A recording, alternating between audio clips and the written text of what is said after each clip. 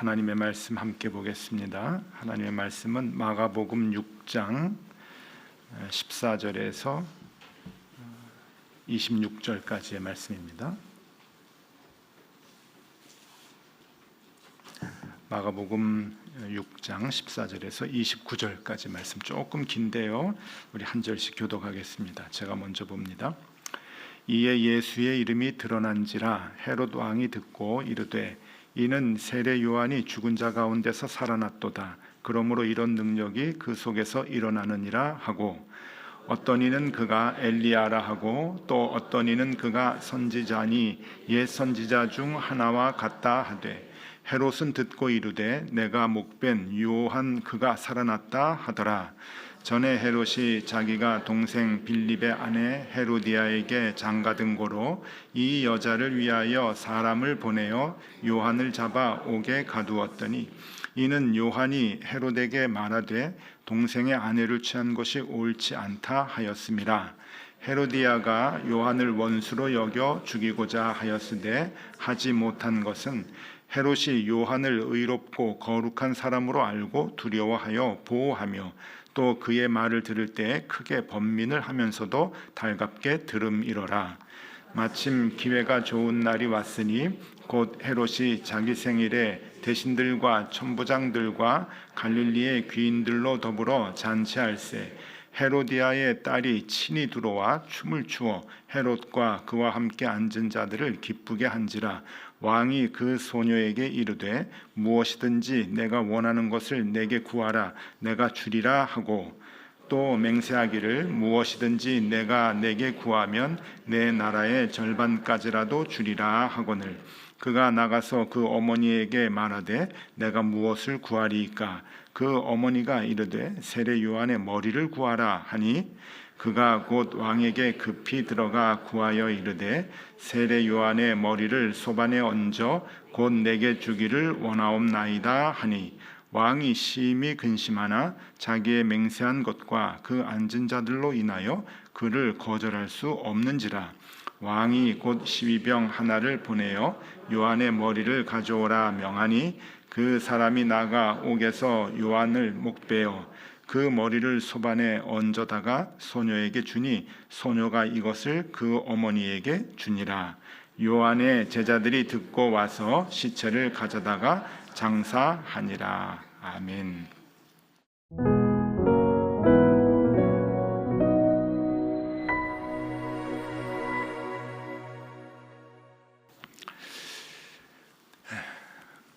잘 지내셨죠? 네. 자, 오늘은 광고 말씀을 먼저 좀 드리면 우리 아침 교제, 식사 교제 하고 난 뒤에 이곳에서 안심스쿨 특강이 있습니다. 여러분 많이 참여해 주시면 감사하겠습니다. 오늘 이 본문의 말씀은 참 이렇게 상쾌한 그런 그 말씀은 이제 아닌데 오늘 그 헤롯이 세례 요한의 목을 베는 그러한 그 사건 가운데서 또 우리가 어떤 교훈을 얻을 수 있을까 한번 말씀을 같이 보도록 하겠습니다. 헤롯이 세례 요한을 이제 죽인 이유가 이제 나오는데 조금 허무하기도 하고 황당하기도 한 이제 그러한 그 상황입니다. 헤롯 이 헤롯이 그 동생의 아내를 이제 취했는데 이 동생의 아내를 취하는 것이 좋은 일이 아니죠, 그죠? 이건 범죄입니다. 그러니까 세례 요한이 이걸 보고 이제 이건 나쁘다, 악이다라고 막 외치고 다니니까 그 헤롯 왕의 이제 새 부인이 된 헤로디아는 이게 참 이렇게 원수와도 같은 이제 그러한 그 사람이 되겠죠, 세례 요한이. 그래서 결국은 헤롯이 이렇게 죽이려고 하지 않았었는데 결국은 죽이게 됐다라고 하는 이제 그러한 그 자세한 이야기를 이제 해주고 있습니다. 자, 이제 이 이야기를 좀 이해하려면은 헤롯에 대한 그 이해를 먼저 좀 해야 되는데 성경에는 헤롯이 참 많이 나와요. 근데 그냥 헤롯이라고만 나오는데 이 헤롯 저 헤롯 굉장히 좀 많습니다. 성경에만 나오는 사람이 한 4명 정도 되는데 헤롯에 대한 이야기를 조금 이제 해주면은 그 헤롯의 헤롯 1세가 있어요. 그러니까 예수님이 태어날 당시에 있었던 왕이 헤롯인데 아시죠? 그 베들레헴에 2살 이하의 사내 아이를 다 죽여라라고 이제 명령을 했던. 그래서 예수님이 그 엄마 그 마리아와 아버지 요셉이 아기 예수를 데리고 애굽으로 이제 급히 피난을 갔다가 그 헤롯이 죽어서 다시 이제 그 갈릴리로 가는 그러한 그 얘기를 우리가 알죠.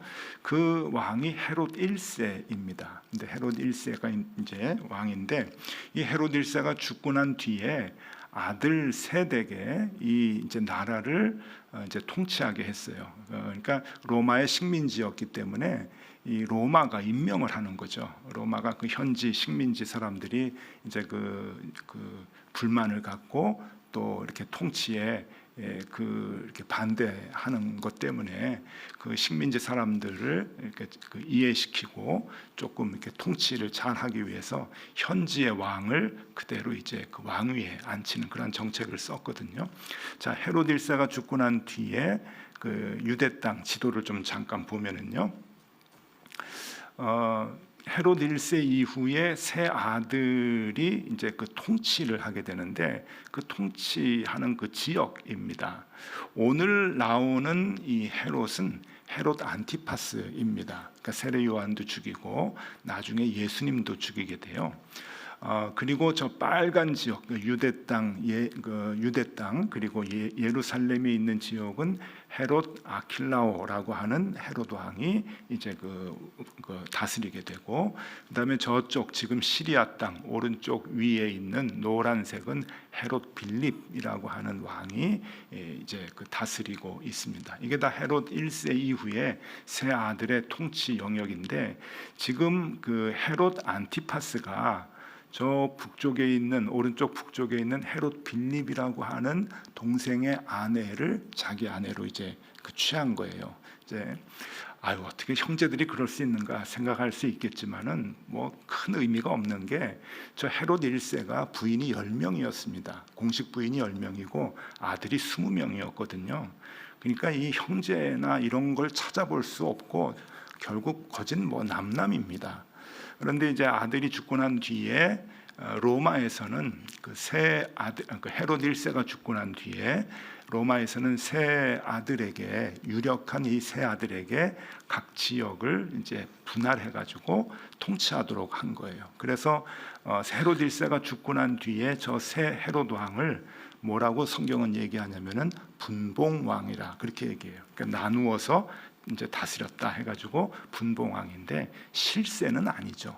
왜냐하면 로마가 다스리기 때문에 실세는 로마에서 파견한 총독입니다. 예수님 당시에 빌라도였죠. 그 빌라도가 이제 실세였고, 저 사람들은 그냥 그 당시에 로마 식민지 전에 이스라엘을 다스리고 있었던 왕이었기 때문에 그냥 명목상 왕을 세워준 것인데, 저 사람들도 유대 계통의 핏줄은 아니에요. 헤롯 이 가문이 에돔 사람입니다. 그러니까 워낙에 이제 힘으로 유대를 지배를 했던 것뿐이지 유대인들이 저 왕을 우리의 왕이다라고 이렇게 인정을 하고 이제 그랬던 왕은 아니었던 것이죠. 어쨌든 이 헤롯 가문은 이제 굉장히 좀 이게 불쌍한 가문이라고 볼 수가 있어요. 유대인들에게도 인정을 받지 못하고, 그리고 그 로마에게도 눈치를 보면서 잘 아부를 해서 이 왕위를 이제 그 유지해야 되는 이제 그러한 입장이기 때문에 이제 그렇죠. 자, 이제 이 사람들이 이제 그 헤롯 왕이 이제 이런 일들로 인해서 이제 큰 이제 욕을 먹고, 그다음에 유대인들 히브리 사람들이 이제 그 통치를 거부하는 이제 그러한 그 상황이었는데, 그 당시에 그러니까 예수님 당시, 그러니까 세례 요한과 이 예수님 당시에 그 권력 구조를 한번 좀 보도록 하겠습니다. 권력 구조를 보면은 삼두체제라고 볼 수가 있어요. 그러니까 그 로마에서 보낸 총독이 유대 땅 전체를 이제 다스리게 되고요. 그 다음에 그 헤롯 왕이 있다 그랬죠. 식민지의 현지의 왕을 이제 세웠는데 예수님 당시, 그러니까 세례 요한 당시는 이제 3명이었다고 이제 말씀을 드렸고, 그 다음에 대제사장이 있습니다. 이 유대인들은 아주 독특한 그 유대교라고 하는 그 종교가 굉장히 큰 이제 그 유대 민족의 이제 결속력을 다지는 그러한 그 힘이었기 때문에 또 로마가 이걸 무시하지 못해요. 그래서 대제사장 가야바가 권력의 한 축을 이제 이렇게 이루고 있습니다. 그런데 결국은 사람을 죽이고 살리고 하는 그러한 그 힘은 결국 로마 총독에게 이제 일어나게 되죠. 그런데 그 이제 예수님을 그 빌라도가 직접적으로 죽이진 않아요. 총책임이 있기 때문에 우리가 지금도 2000년이 지나서 사도신경을 암송할 때 본디오 빌라도에게 고난을 받았다. 그러고서는 애꿎은 사람을 전 세계가 그냥 다 이렇게 고백을 하잖아요. 여러분 지구가 이렇게 둥그런데 그 주일 날마다 모든 기독교인들이 신앙 고백을 같이 하잖아요. 이 사도신경으로. 그러면은 시간대별로 24시간 동안 본디오 빌라도 이름이 지금도 나오는 거예요. 2000년이 지난 지금도. 그러니까 얼마나 이게 불명예스럽습니까? 근데 빌라도가 직접적으로 이렇게 죽인 건 없죠. 그리고 오늘 보면은 이 헤롯도 그 일말의 양심이 있었다고 하는 것을 알 수가 있어요. 헤롯 왕이 아주 못된 왕으로 우리는 생각이 들지만 오늘 말씀 가운데서도 이 요한에게 조금 두려움이 있고 요한이 얘기하는 하나님의 말씀에 대해서도 받아들이는 그런 마음이 있었다고 하는 것을 우리가 이제 볼 수가 있는데 19절 20절 말씀입니다. 19절 20절 말씀에 헤로디아가 요한을 원수로 여겨 죽이고자 하였으되 하지 못한 것은 헤롯이 요한을 의롭고 거룩한 사람으로 알고 두려워하여 보호하며 또 그의 말을 들을 때에 크게 번민을 하면서도 달갑게 들음이러라. 저는 헤롯이 이런 마음이 있구나. 성경을 자세하게 보면은 헤롯에게도 이런 마음이 있었구나라고 하는 것을 이제 읽고는 조금 이제 놀라게 되는데 하나님을 두려워했구나라고 하는 그 마음이에요. 에돔 사람이었고 유대를 다스리는 그러한 그 사람이었지만은 유대인들이 믿는 그 하나님에 대해서 두려운 마음이 있었고 또 세례 요한에 대한 존재에 대해서 이 사람이 선지자구나라고 하는 일말의 그런 그 마음이 있었다고 하는 거죠. 근데 헷가닥 해가지고 자기 생일에 이제 의붓딸이 와가지고 막 춤을 추는 게 너무 예뻐가지고 말 잘못해서 그냥 세례 요한을 죽게 만드는 이제 그러한 상황인데 이 헤롯이 그러니까 너무 기분 좋을 때 여러분 말 함부로 하면 안 됩니다. 이게 나라 반이라도 떼어주겠다.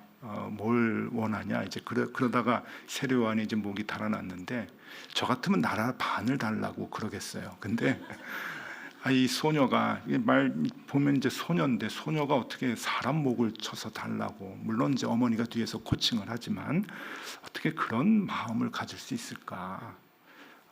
성경에 나와 있지 않지만 이 그 아이가 커서 과연 뭐가 됐을까라고 하는 그 생각이 들면은 섬뜩합니다.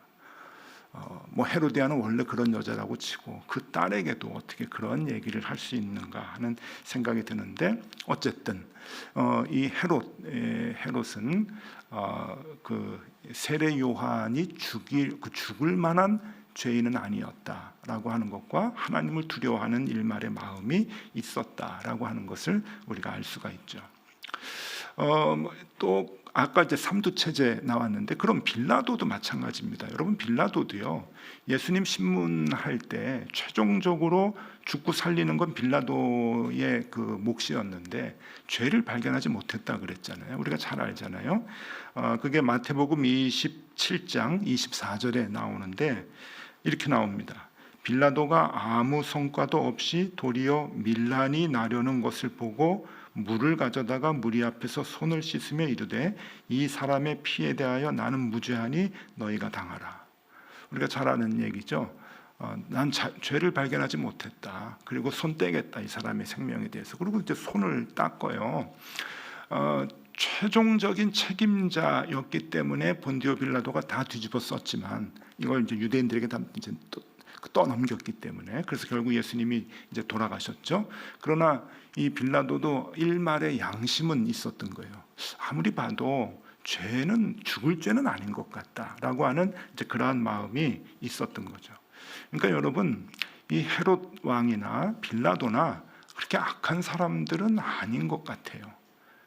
악했다가 선했다가 하는 그런 게 이제 왔다 갔다 하는 거겠죠. 그런데 적어도 예수님을 이렇게 생명을 빼앗을 만한 그런 그 악한 사람들은 아니었구나라고 하는 것을 이제 성경에서 보게 되는데, 문제는 가야바입니다. 가야바. 그 대제사장 가야바가 결국 예수를 죽이도록 놔두게 되죠. 재판을 해요. 가야바가 종교 재판을 합니다.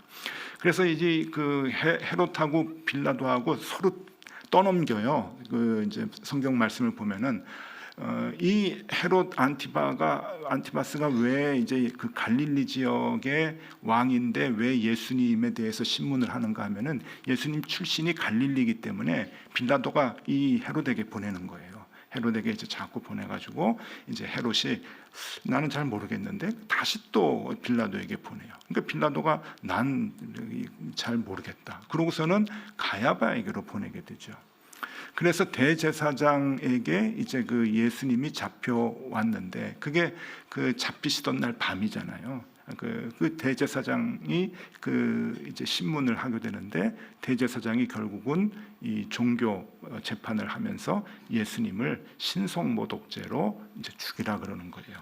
그게 마태복음 26장 65절 66절에 나옵니다.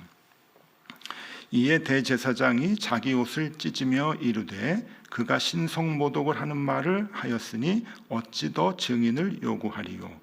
보라, 너희가 지금 이 신성모독하는 말을 들었도다. 예수님이 뭐라 그랬냐면은 내가 하나님의 아들이다 그랬어요. 네가 하나님의 아들이라 그랬는데 그게 맞느냐 그랬더니 맞다, 내가 하나님의 아들이다. 그랬더니 이제 죽이라고 하는 거예요. 너희 생각은 어떠하냐? 대답하여 이르되 그는 사형에 해당하니라 하고. 그래서 사형시켜라 하니까 사형시키라 그래서 결국은 죽이게 됩니다. 그러니까 여러분, 로마 총독도 아니라고 했고 왕인 그 악한 헤롯도 아니라고 했는데, 그렇죠? 하나님을 믿는다고 하는 가야바가 죽이라 그러는 거예요. 참 안타깝죠. 반대가 돼야 되는데 하나님을 믿는다고 하는, 그것도 최고의 수장인 제사장도 아닌 대제사장이 죽이라. 그래서 예수님은 십자가에 못 박혀 돌아가시게 됩니다.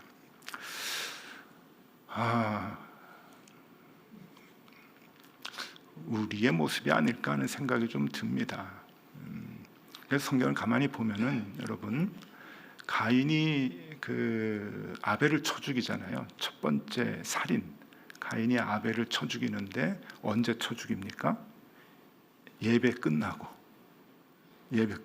제사 드렸잖아요. 하나님께 제사한 다음에 분노해가지고 동생을 쳐 죽입니다. 그러니까 지금 말로 얘기하면은 예배 드리고 나서 사람을 죽인 거예요. 우리가 얼마든지 그럴 수 있다고 하는 거예요. 우리는 빌라도 욕하고 헤롯 욕하지만은 아닙니다. 우리가 가야바거든요. 대제사장 같은 우리는 종교인이에요. 하나님을 믿는다고 하는 사람들인데 결국은 예수를 누가 못 박냐? 가야바가 못 박았죠. 그러니 경각심을 갖고 우리가 늘 신앙생활을 해야 되겠다 하는 게 오늘 이 말씀의 저는 교훈이라고 생각을 합니다. 여러분, 아메리카 인디안들이 참 지혜가 많은데, 그래서 인디안에 대한 이야기가 이제 많이 내려오잖아요. 그 인디안 부족 중에 체로키라고 하는 부족이 있어요. 이 체로키는 지프라고 하는 그 자동차 회사에서 나오는 제품 이름이 아닙니다. 원래 인디안 부족 이름이에요. 체로키. 이 체로키는 그 아메리칸 대륙의 북부에 살고 있었던 퍼져서 이제 살았던 굉장히 용맹스러운 이제 부족인데, 그 부족에게 쭉 내려오는 이야기가 있어요. 그 이야기 유명한 이야기인데 두 마리 늑대 이야기입니다. 두 마리 늑대 이야기는 하나는 검은 늑대고 하나는 흰 늑대인데, 할아버지 추장이 이제 손주에게 그 이야기를 해주는 거예요. 한번 이제 그림을 좀 보여드릴게요. 이제 검은 늑대를 얘기하는 거예요. 이 한 놈은, 이 검은 늑대는 악마다. 그 놈은 악과 질투와 그리고 슬픔과 후회와 욕심과 오만과 자기연민과 죄책감, 억울함, 열등감, 거짓말, 헛된 자존심, 우월감, 아주 나쁜 건 다 갖고 있는 거예요. 이런 그 늑대가 이제 한 마리 있고, 그다음에 또 한 마리는 이제 흰 늑대인데, 다른 놈은 선인데 그 놈은 기쁨, 평화, 사랑, 희망, 평온함, 겸손, 친절, 자비, 공감, 너그러움, 진실, 연민, 믿음, 이런 그 마음을 갖고 있는 늑대가 있는 거예요. 근데 이 두 마리 늑대가 이제 싸운다고 할아버지가 가르쳐 주는 거예요. 두 마리 늑대가 늘 이제 싸우는데, 어디에서 싸우는가 하면은 사람의 마음 속에서 이제 싸운다는 거예요. 두 마리 늑대가 이제 사람의 마음 속에서 이제 막 싸우는데, 할아버지가 이제 손주에게 이제 이렇게 얘기합니다. 이 얘기를 하고서는 할아버지가 가는 거예요. 이 두 마리 늑대가 네 안에도 있어. 그러고서는 할아버지가 이제 가버려요. 그러니까 얘기만 툭 하고 가니까 이 손주가 이제 궁금해가지고 할아버지한테 물어보는 거예요. 가는 할아버지를 붙잡고, 할아버지, 어떤 늑대가 이겨요? 우리의 관심은 늘 이기는 게 이제 관심이 있으니까, 할아버지 알려주셔야지. 이 두 마리가 내 속에서 막 싸운다고 하면서 어느 늑대가 이겨요?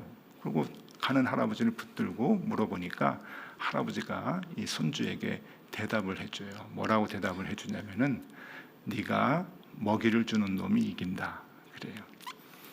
까만 게 이긴다, 흰 게 이긴다 그렇게 얘기하지 않고 네가 먹이를 주는 놈이 이기지 그래요. 여러분, 이게 참 유명한 말이거든요. 이건 우리에게도 적용이 됩니다. 우리 안에도 두 마리 늑대가 있어요. 신앙적인 언어로 바꾸면 하나님의 말씀을 쫓아가고자 하는 선이, 믿음의 마음이 있고, 또 세상의 방법대로 살아가려고 하는, 그냥 악을 저질러도 괜찮다라고 생각하는 악한 마음이 우리에게 있어요. 근데 이게 자꾸 왔다 갔다 하네요. 여러분, 그렇지 않아요? 예수 믿고 지금까지 죄 안 짓고 아주 선하게 사셨습니까? 저는 안 그랬어요. 하루에도 몇 번씩 왔다 갔다 해요. 자꾸 싸우죠, 제 안에. 자꾸 싸우게 되는데, 그러면은 이걸 어떻게 하느냐? 여러분, 저는 그 인디안 추장의 말씀이 하나님의 말씀 같이 들리네요. 네가 먹이를 주는 놈이 이긴다. 네가 관심을 갖고 네가 늘 거기를 키우는 애가 이기는 거지. 그러니까 여러분, 그 몫은, 결과의 몫은 우리에게 있다고 하는 거죠. 그 몫의 책임은. 그러니까 우리가 믿음을 위해서 열심히 노력을 하고 그것을 키워나가면 결국 우리는 흰 늑대가 되는 거예요. 그런데 그것을 키우기 위해서 아무런 노력을 하지 않고 그냥 세상적인 방법으로만 늘 살아가려고 그러면, 시간적으로도 그렇고 내 에너지도 그렇고 자꾸 이 믿음으로 살아가려고 하는 그 시간과 에너지가 줄어들게 되면은 결국 우리 마음속에는 검은 늑대밖에 남는 게 없다는 거죠. 이거를 여러분, 사도 바울은 뭐라고 표현을 했는가 하면은요, 로마서 7장 21절에서 23절에 이렇게 말씀을 합니다. 그러므로 내가 한 법을 깨달았노니 곧 선을 행하기 원하는 나에게 악이 함께 있는 것이로다. 내 속사람으로는 하나님의 법을 즐거워하되 내 지체 속에서 한 다른 법이 내 마음의 법과 싸워 내 지체 속에 있는 죄의 법으로 나를 사로잡는 것을 보는도다. 자꾸 싸운다고 하는 거예요. 그리고 내가 믿음으로 살려고 하는데 나를 자꾸 잡아먹으려고 한다는 거예요. 그러면서 사도 바울이 뭐라 그러냐면은 그 유명한 말을 하죠. 오호라, 오호라. 그러면서 괴로워하는 말씀을 이제 하게 되는 거예요. 여러분, 저게 우리 마음 아닌가요? 우리 마음이에요. 예배드리고 나서 사람을 쳐 죽이는 게 우리 마음이고요. 예배드리고 나서 남을 미워하고 그리고 남을 시기하고 질투하고 하는 그 마음이 우리의 마음입니다. 왔다 갔다 하는데 이유가 무엇이냐? 자꾸 키우기 때문에 그러는 거예요. 그 마음을. 그러니까 힘을 써서 우리가 늘 말씀 가운데 거하기 위해서 애를 써야 되는 거예요. 노력을 해야 됩니다.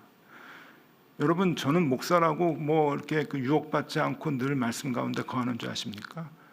애를 쓰는 것만큼 바로 서게 돼 있어요. 조금이라도 소홀하면은 저도 무너집니다.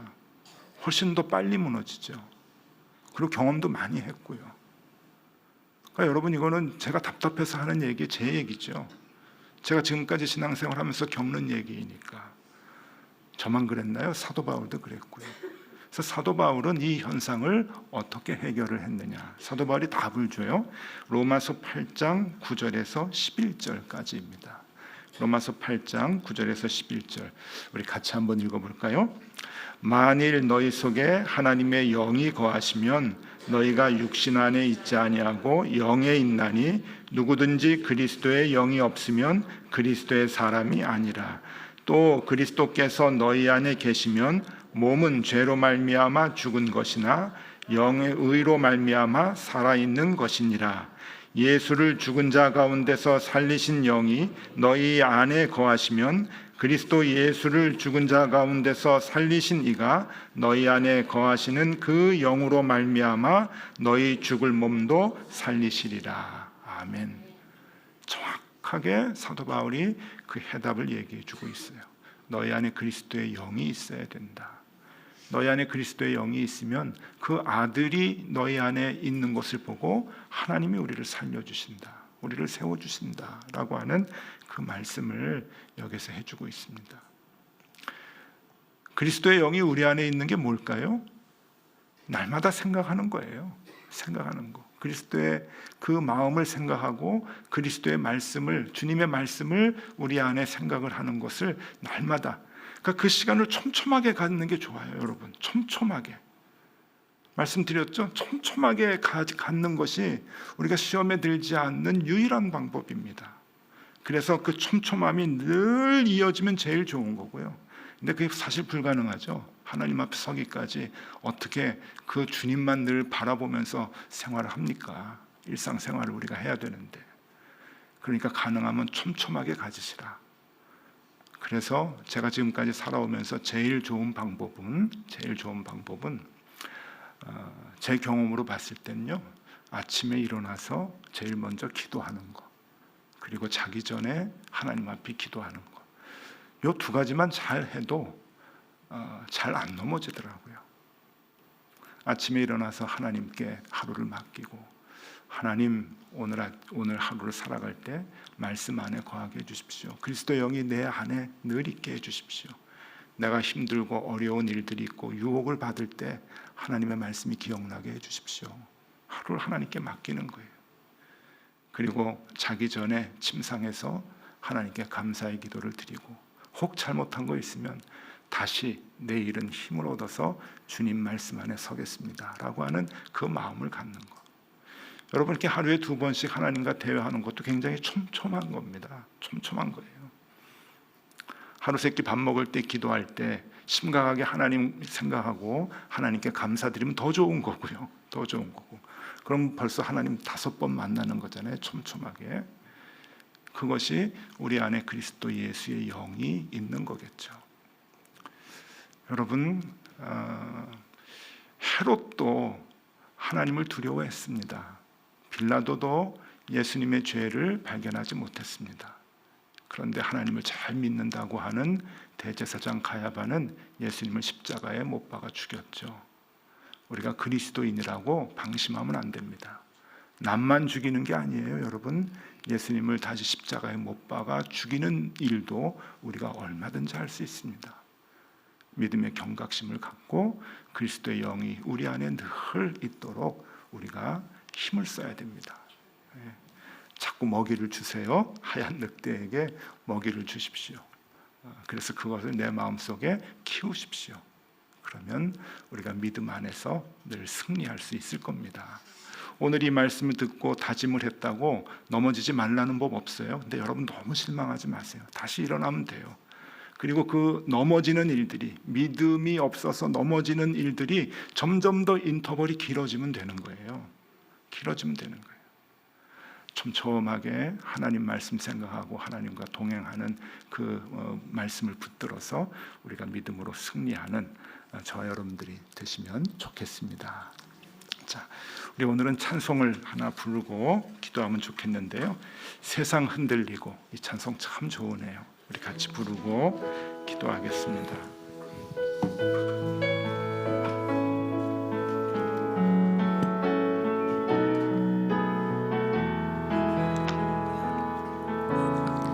세상은 들리고 사람들은 변하여도 나는 주를 섬기리. 주님의 사랑은 영원히 변하지 않네. 나는 주를 신뢰해. 오직 믿음으로, 오직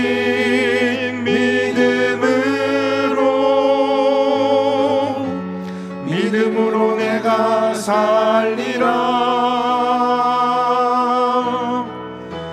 오직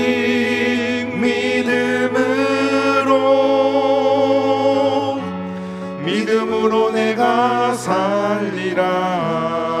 오직 의인은, 오직 의인은